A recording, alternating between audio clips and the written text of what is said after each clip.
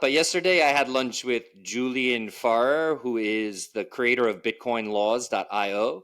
I don't know if you've been seeing that Twitter account, Bitcoin Laws, but they're connected to different APIs at the state level and the federal level, and so they're doing all of these updates for what's happening with Bitcoin related bills going through different state level houses, senates, all this kind of stuff. And I feel like what's really exciting is what's happening is like a reinvigoration of the civics process. Me and Julian were talking about this, meaning people are like learning how government works again because they really care about something that's now being legislated on. So like generally speaking, people get how a bill is put together and passes through the House and goes through the Senate, but there's a lot of nuance in that as well. There's a lot of processes that are like there's a whole process of voting on amendments to a bill. So it's like a sub process of that process of voting on an actual bill. And I'm not even going to lie, I didn't know about all these processes at the federal level or the state level. So some of what I've learned, yes, there's been some things that I've learned from being closer to it, being upfront, speaking with politicians, people in the White House. But I think the bigger thing that's happening right now is just this re-engagement with the political process, or at least the process of turning a bill into law, the legislative process. And I think this is a very, very good thing. Like even Julian has been surprised as to how much people have taken to Bitcoin laws and how much he sees it as sort of a teachable moment to say, like, you know what, it's really important that people get, how these systems work. But it's like anything else. If you don't have a good reason, if it's not personal to you, it's just going to feel like another lesson in school. Like, oh yeah, and then you do this, and then you memorize it for like a quiz, and you pass a test on it, and you forget about it. But if you really care about the right to hold your private keys, or whether or not your state is going to have a strategic Bitcoin reserve, if these things matter to you, you're going to figure out how that gets done. And I think not only that, we saw this a lot with a bill. It was called the Blockchain Regulatory Certainty Act, and it would create a situation where non-custodial developers and service providers on blockchains across the board, they would not be treated as money transmitters. And this is a big issue right now in the Samurai wallet case and the Tornado Cash wallet, in the Tornado Cash case. So people are now really paying attention to this, at least like hardcore enthusiasts. So a lot of people, it turned out, ended up calling their federal congresspeople and senators to say, like, this bill means a lot to me. What happened was that bill ended up, because it became a priority, it ended up getting the language, the really important language from that bill ended up getting merged into another bill, the Clarity Act, which is currently working its way through the House of Representatives right now in the United States. And I actually didn't know that that's how things worked. I learned that as I watched this go on. I was like, oh, you could just sort of say like, oh, we'll just take this language, plug it into this bill and do this. I kind of knew that, but I had never really paid attention to the process up close. And so it's been this really cool thing where, I mean, the biggest thing that I've taken away from what I'm doing is it's really important to not view government as being monolithic, which meaning that it's just this big thing that's impenetrable and that nobody has any say in. The biggest thing that has me excited right now is like, we do have a say. We know that the president of the United States is listening. We know that senators and congress people are listening. We know that states are taking real action.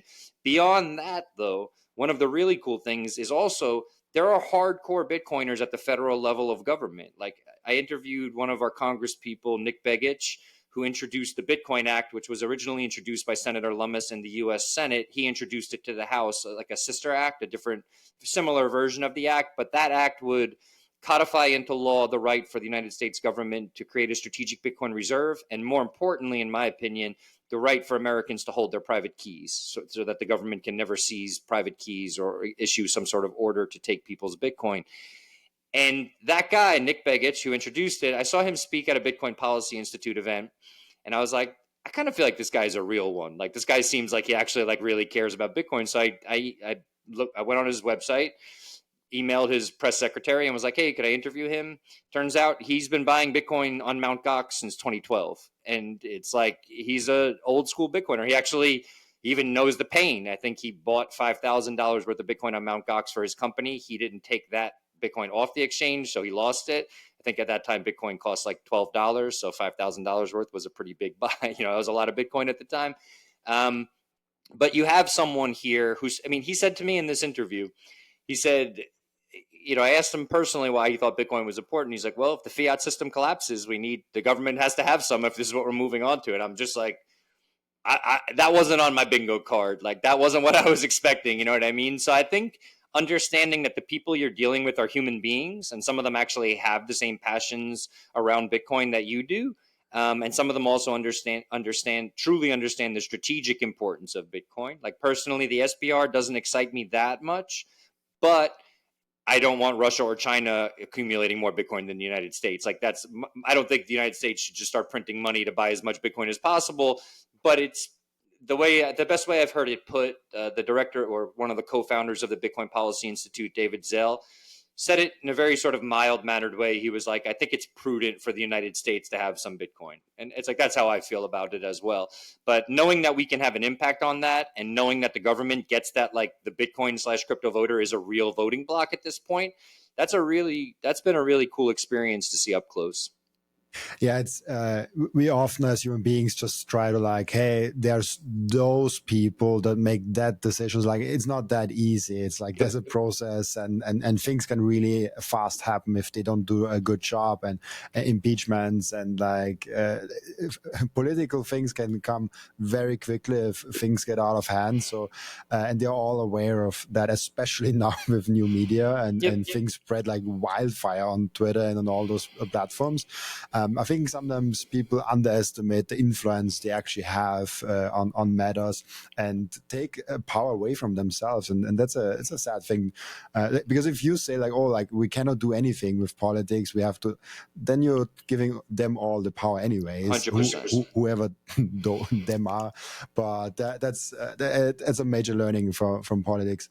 How satisfied and how much do you like where the current Trump administration has been moving in Bitcoin, and kind of what their understanding also of Bitcoin currently is?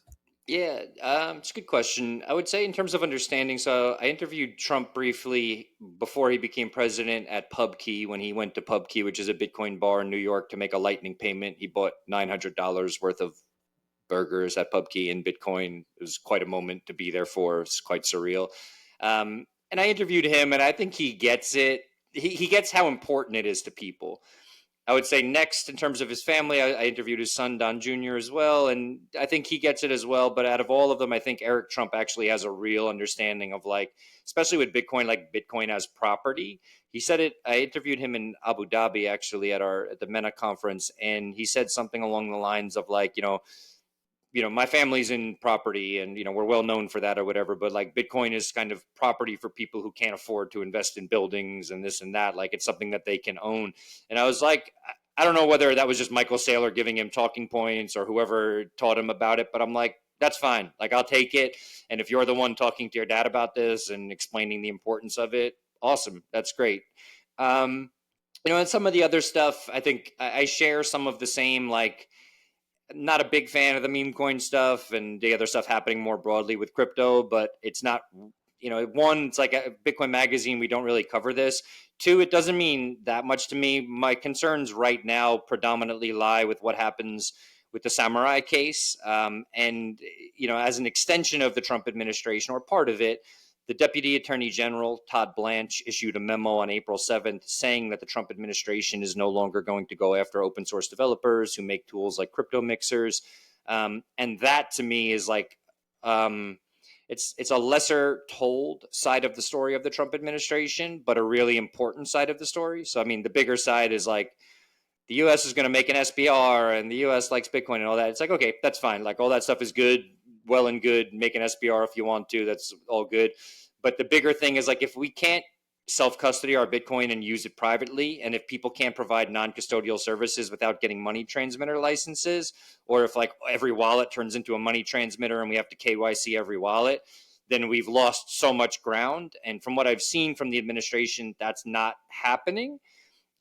But I've been trying to actually schedule an interview with the Deputy Attorney General. There's certain things with the way the judicial system works in the United States where there's certain, like, districts around the United States, and one of the most powerful districts is the Southern District of New York. This is where, like, the Epstein case was tried, Sam Bankman-Fried case was tried, and that's where the Samurai case is being tried, and the Tornado Cash case.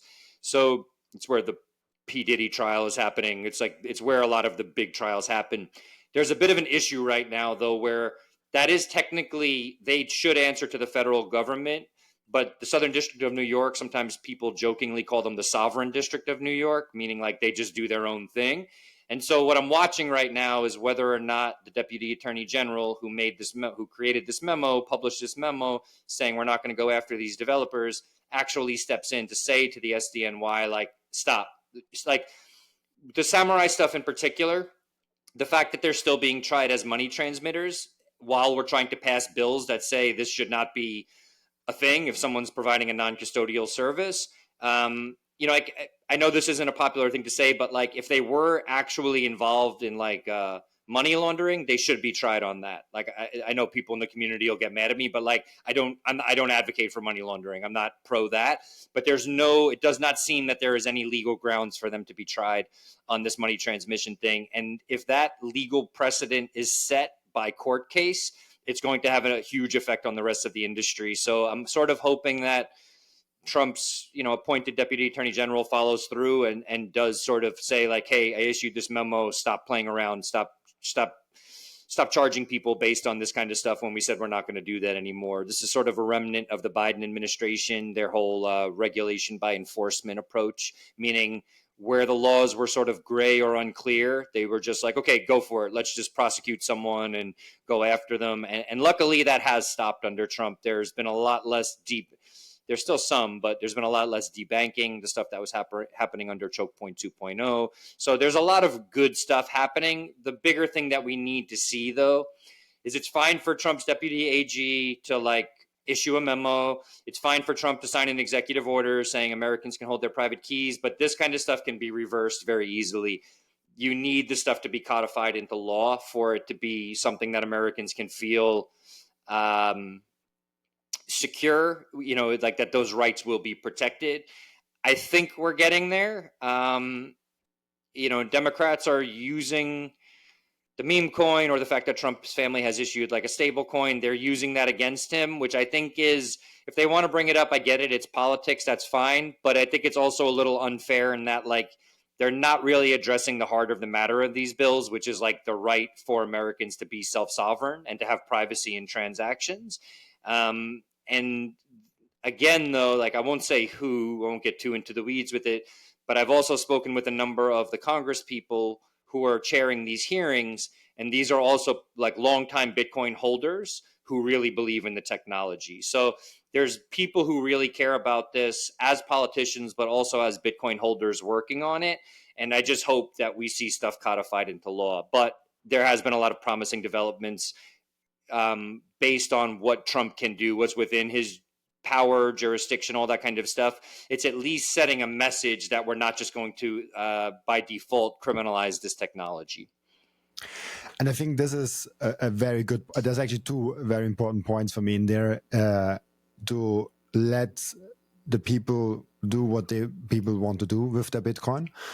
He said it jokingly, like play with your Bitcoin, something like that. Playing with your Bitcoin and your crypto, yeah. But honestly, that's what politics should be there. Like you should have a frame, and you should let people play with their Bitcoin. That's it. And the second thing that I really like and see as a win for Bitcoin, that they really take it seriously and that they actually listen. And the president coming to Bitcoin conference, the vice president coming to a Bitcoin conference, so many high up politicians. I think that's an overall win for Bitcoin. Of course, there are a lot of people that just don't like politics, but if you like Bitcoin, it was inevitable that like politics will care about Bitcoin because it represents voters. Totally. But it's really great to see that we are already at that point where politics can no longer ignore Bitcoin. It's too big and too important for the country. I agree 100%. And also in regards to the politicians that spoke at the event, one, there were 500 speakers at Bitcoin 2025. There were maybe 10 politicians who spoke. So like when people are like, it was all politicians, it's like, like on the YouTube cards that we put out for the live stream, sure, there were some politicians on it. But for the most part, it was like, I think at most it was like 3% of the speakers were politicians. It was a very, very small percentage. It wasn't that big. But honestly, like the way I look at that is I would rather those conversations be happening in front of 10,000 people on a huge stage and be filmed than be happening in back rooms with people who we don't know and who are making decisions for us, or at least having conversations on our behalf without us seeing that. I'm not saying that that still doesn't go on. I'm sure it does. But at least we can now point to evidence, a video of saying, hey, we invited you to this conference. You came and spoke about it. You said this. Why aren't you fulfilling that promise? It at least puts people on the record in front of a huge audience. 10, there's 30,000 people at the conference, plus 100 and whatever thousand people watching at any given time on the live stream. So it's like I like bringing sunlight to things. I like shedding light on things, and then like really getting a sense of like where people are at. Thank you for watching this video. This was only a snippet of the podcast. And if you want to watch the full episode and get all of the context of this episode, you can click right here or here. Oh, maybe also here.